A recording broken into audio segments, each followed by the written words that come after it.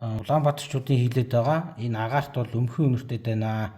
Дотор муухаараад байна. Зарим шүн ингээд би нойрдгүй хонлоо гэдэг ийм постууд яваад байгаа нь бол шинжлэх ухааны бүрэн үндэслэлтэй юм аа. Тэгээ би энийг маш энгийн байдлаар богинохон химийн томьёог нь харуулъя. Нүүрсний химийн томьёог нь задлаад эсийг харуулъя гэсэн үг.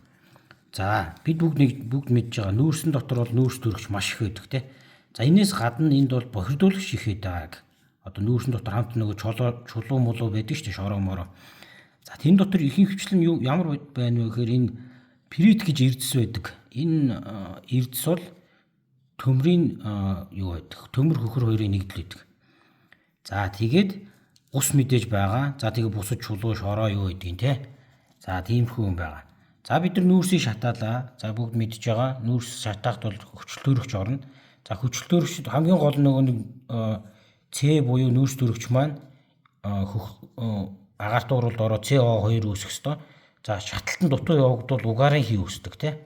За тэгээд угаарын хий бол маш уршигтай. За хүмүүс бол тэрийг мэдж байгаа. Гэхдээ өөр хийний талаар би ярих гэж байна. За тэр хий нь юу вэ гэхээр энэ байгаа энэ пирит гэж эрдэс хүчил төрөгчтэй ингэж эсэлтээд. За энэ дагаа усан дотор байгаа энэ ус төрөгч тийм үү. За энэ хоёр хоорондоо ингэж уралд ордог. Уралд орсны үндсэн дээр яаж вэ гэхээр H2S буюу hydrogen sulfide буюу за хөхөрт ус төрөгч гэж одоо газ үүсдэг. За энэ газ нь маш хүчрэг байгаад байгаамаа. Энэ газ яадаг вэ гэхээр өмхөн өнөртдөг. За ямар тохиолдолд өмхөн өнөрч вэ гэхээр 0.1-ээс 1.5 ppm буюу агаарт одоо байгаа одоо сая ширхэг молекул ингээд явж байхад бүр маш бага нэг ширхэг л одоо хөхөрт ус төрөгч байхад өмхөн өнөртдөг.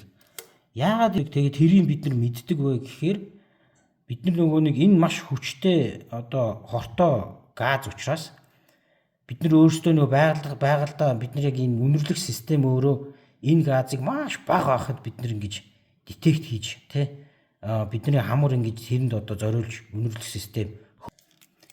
За тийм учраас одоо маш бага те сая ширхэг байхад агаарт сая ширхэгийн молекул байхад 3-аас 5 ширхэг нь хөхөрт ус төрөгч байхад энэ бүр маш хүчтэй өнөртдөг, өмхөн өнөртдөг. Энэ яг ялзарсан өндөг шиг өнөртдөг.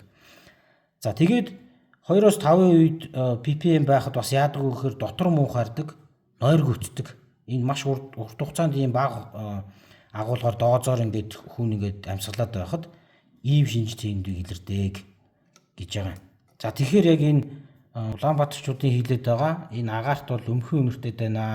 Дотор муухаараад байна. Зарим шүн ингээд би нойрдгүй хонлоо гэдэг ийм постууд яваад байгаа нь бол шинжлэх ухааны бүрэн үндэслэлтэй юм аа.